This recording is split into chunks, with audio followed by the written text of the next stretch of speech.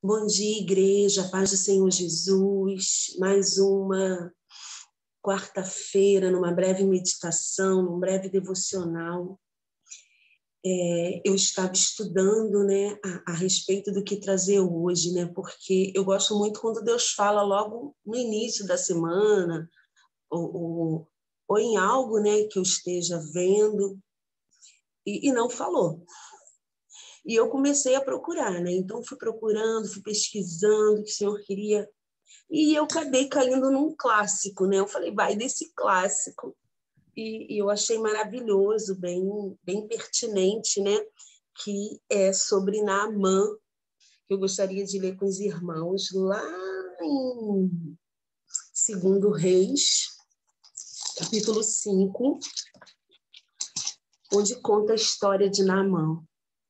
Diz assim: Naamã, comandante do exército do rei da Síria, era grande homem diante do seu senhor e de muito conceito, porque por meio dele o Senhor tinha dado a vitória à Síria.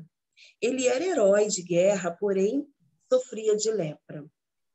Depois saíram da Síria e da terra de Israel. Levaram cativo uma menina que ficou no serviço da mulher de Naamã. Um dia a menina disse à sua senhora: quem dera o meu senhor estivesse na presença do profeta que está em Samaria, ele o curaria da sua lepra. Então Naamã foi contar isso ao seu senhor, dizendo: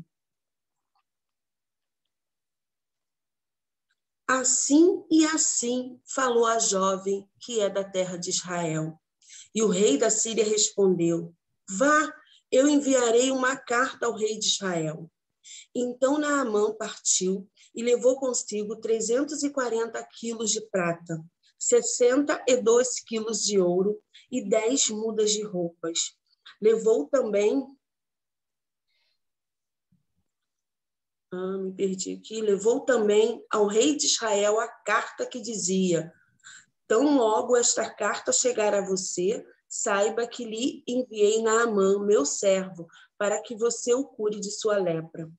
Quando o rei de Israel acabou de ler a carta, rasgou as suas roupas em sinal de medo e disse: por acaso sou Deus com o poder de tirar a vida ou dá-la? Para que envie a mim um homem para eu curá-lo da sua lepra? Como vocês podem notar e ver, ele está procurando um pretexto contra mim. Mas quando Eliseu, homem de Deus, ouviu que o rei de Israel havia rasgado as suas roupas, mandou dizer ao rei: por que o Senhor rasgou suas roupas? Deixe-o vir a mim, e ele saberá que há profeta em Israel. Então Naamã foi com os seus cavalos, os seus carros, e parou à porta da casa de Eliseu. Eliseu lhe mandou um mensageiro dizendo: vá, lave-se 7 vezes no Jordão, e a sua carne será restaurada, e você ficará limpo. Mas Naamã ficou muito indignado e se foi dizendo: eu pensava que ele certamente sairia para falar comigo, ficaria em pé, invocaria o nome do Senhor seu Deus, passaria a mão sobre o lugar da lepra e restauraria o leproso. Por acaso não são Abaná e Parfá, rios de Damasco, melhores do que todas as águas de Israel? Será que eu não poderia me lavar neles e ficar limpo? Dei meia volta e fui embora, muito irritado. Então seus oficiais se aproximaram e lhe disseram: meu pai, se o profeta tivesse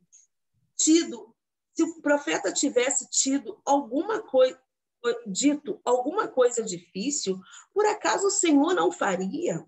Mas muito mais agora, que ele apenas disse: lava-se a você e você ficará limpo. Então Naamã desceu, mergulhou no Jordão 7 vezes, conforme a palavra do homem de Deus, e a sua pele se tornou como a pele de uma criança e ficou limpa. Depois ele voltou ao homem de Deus, ele e toda a sua comitiva veio, pôs-se diante dele e disse: eis que agora conheço que toda a terra não há Deus a não ser em Israel. E agora, por favor, aceite um presente deste teu servo. Porém, ele respondeu, tão certo como vive o Senhor, em cuja presença estou, não aceitarei nada. Naamã insistiu com ele para que aceitasse, mas ele recusou. Então Naamã disse, olha que coisa linda, se você não quer, então peço que seja permitido a este seu servo levar 2 mulas carregadas de terra, porque este seu servo nunca mais oferecerá holocausto nem sacrifício a outros deuses, a não ser o Senhor. Mas que o Senhor Deus perdoe o seu servo uma coisa. Quando o meu senhor, o rei, entrar no templo de Rimon para lhe adorar, e ele se encostar no meu braço, eu também tiver que me encurvar no templo de Rimon, quando assim me prostrar no templo de Rimon, que o Senhor Deus perdoe este seu servo por isso. E Eliseu respondeu, vai em paz. Que lindo, né? Libertador. O Espírito Santo nos dê entendimento, clareza e falar nas nossas necessidades. Né? Esse clássico, como eu falo clássico, porque a gente ensina para as nossas crianças, a gente tira para a vida, né? E eu fiquei muito pensando sobre Naamã e eu queria, numa breve meditação, falar de 3 pontos, né? O primeiro é que as aparências se enganam, né? As aparências enganam. Esse é o tema, né? Eu fiquei pensando em Naamã. O meu marido, né? Ele, como vocês sabem, ele se aposentou aí, né? Fez uma semana essa semana e ele ganhou uma placa muito linda, né? Que está aqui na estante, uma placa lindíssima, né? E ele falou assim: eu vou botar uma prateleira e vou deixar ela lá. E eu fiquei pensando nisso, né? Como que deveria ser Naamã deveria ter um quarto cheio de medalhas, cheio de espadas, brasões, né? Pela competência dele, pelo homem que ele é.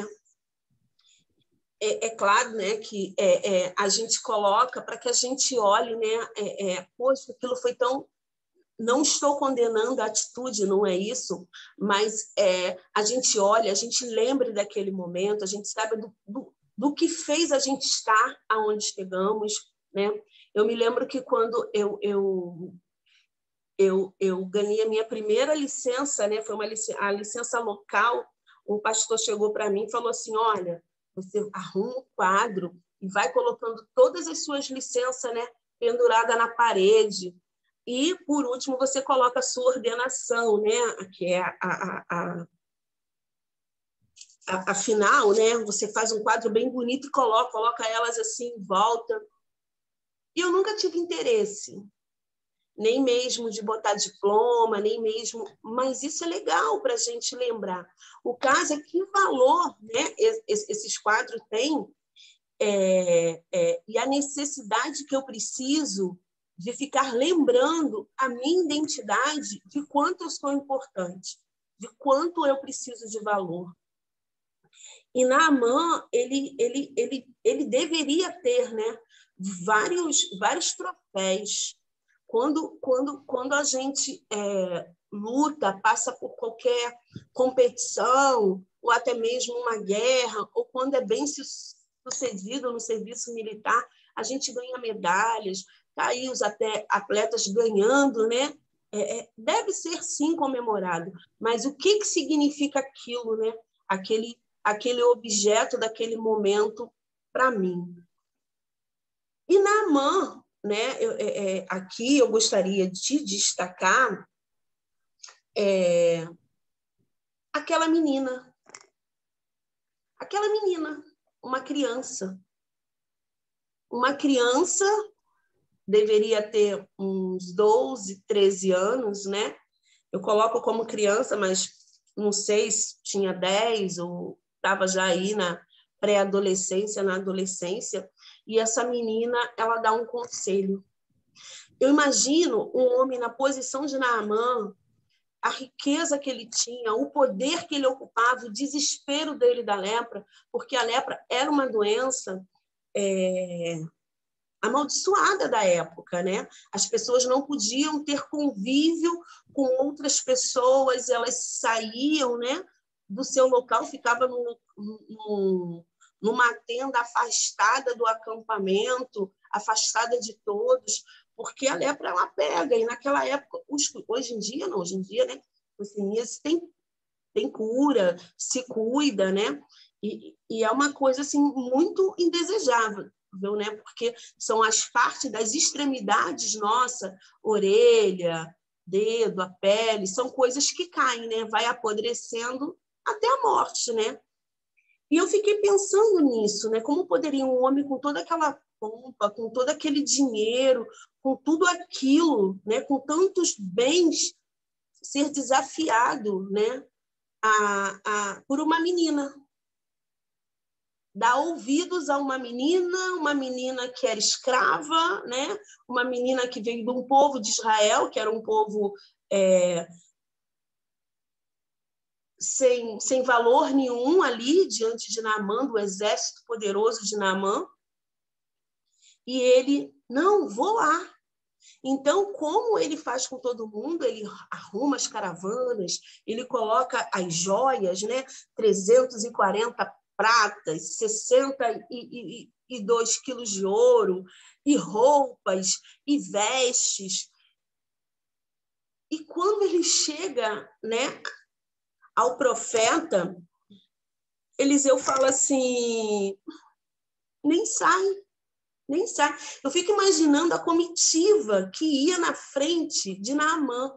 Hoje em dia seria os batedores, né? Aquelas motos, aquele policiamento, aqueles guardas que vão na frente, né? Eu fico imaginando a carreata, né? Hoje em dia que iria na frente de Naamã, Mercedes-Benz, aqueles homens todos de óculos escuros, todo engravatado, deveriam ir muitas armas, né? Se fosse hoje, aqueles fuzis fora do carro, e não é qualquer carro, né? Deve ser aquele carrão preto.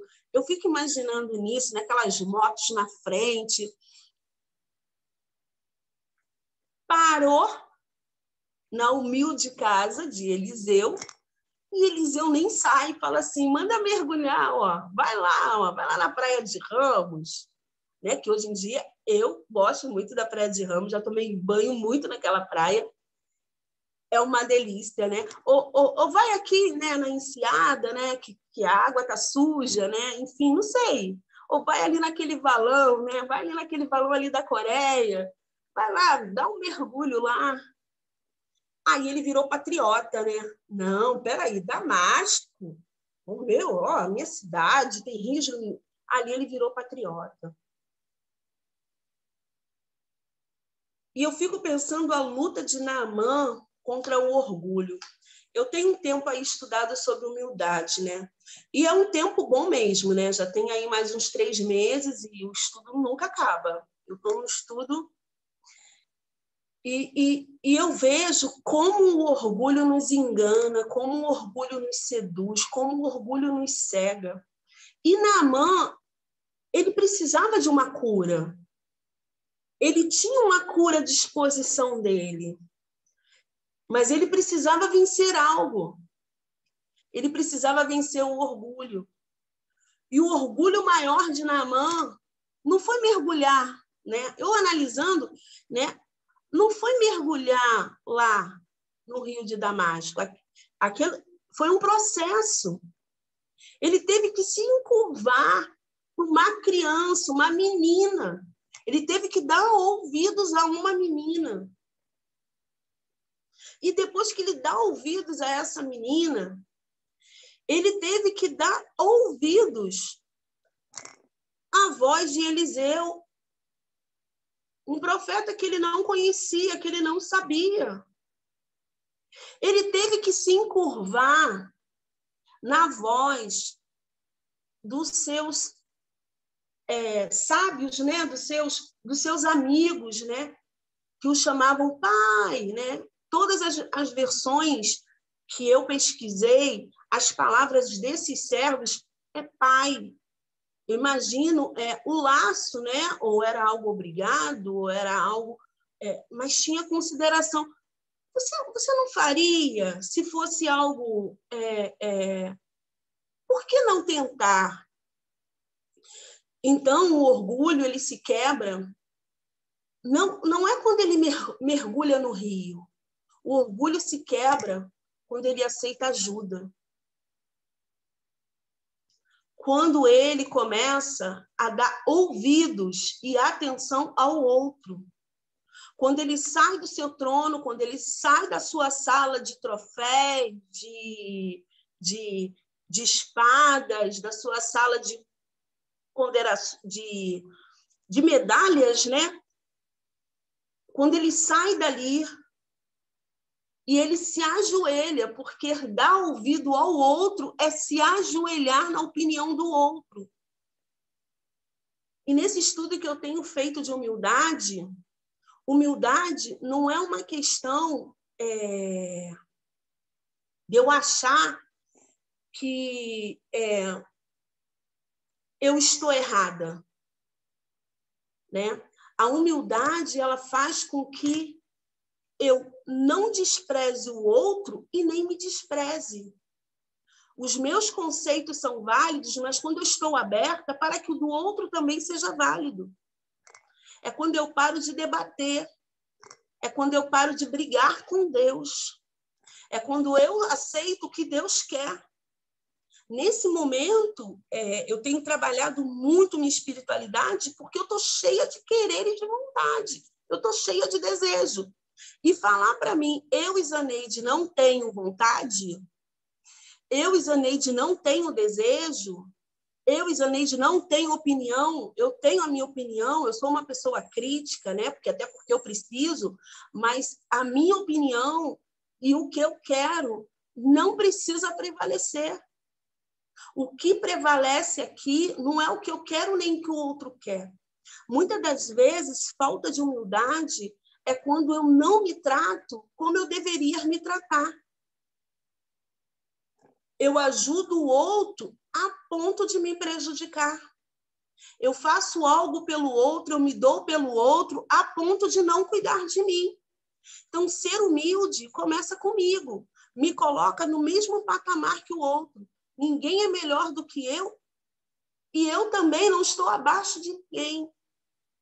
Eu fiquei pensando nessa presença de Jesus quando ele se esvazia, né? Ele esvazia de si mesmo.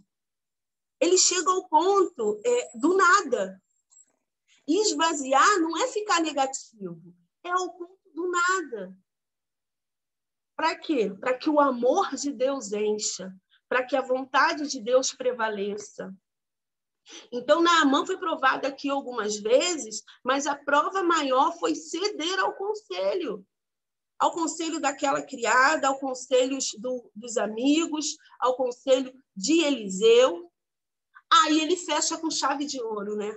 Ali ele arreia, ele se joga, né, nos rios, né? E diz, né, que a pele dele ali saiu curada. No milagre, foi restaurada. Não foi uma coisa gradual, foi instantâneo o milagre. Porque ele se aquebrantou tanto, ele se encurvou tanto em todas, a ponto de aqui Eliseu não deu condições nenhuma para Naamã. Falou assim, olha, você vai lá, você mergulha, depois que se você ficar curado, você aceita Jesus como seu Senhor e Salvador, porque essa sou eu. Olha, vai lá, pede a Deus, faz uma campanha na igreja, vamos fazer uma campanha de jejum, vamos fazer uma campanha de oração, e depois que a bênção chegar, vai lá na minha igreja contar a bênção. Essa sou eu, sou toda eu. Vai lá na igreja, vai dar testemunho. Não teve negociação. Se ele só mergulhasse e saísse curado, beleza. Mas aonde a presença de Deus está, né? Quando Deus nos quebra, quando Deus nos molda, porque era isso que Deus estava fazendo. Estava moldando Naamã, a ponto dele falar, olha, eu não vou ter outro Deus, eu não vou ter outro Senhor, eu vou servir ao seu Senhor. E ali não é só ele que serve a Deus, que coisa maravilhosa. a esposa, né, se converte, os filhos servos se convertem, né, os escravos. Eu fico imaginando. E ele diz, é claro que quando eu estiver lá, né, que Deus me perdoe, eu preciso manter, né, a fé dele. E Eliseu vai em paz, porque Eliseu tinha certeza da transformação que tinha ocorrido no coração de Naamã. Eu gostaria de encerrar com os irmãos, que eu vou ler aqui, Ezequiel 36, 25, que é só um versículo para finalizar.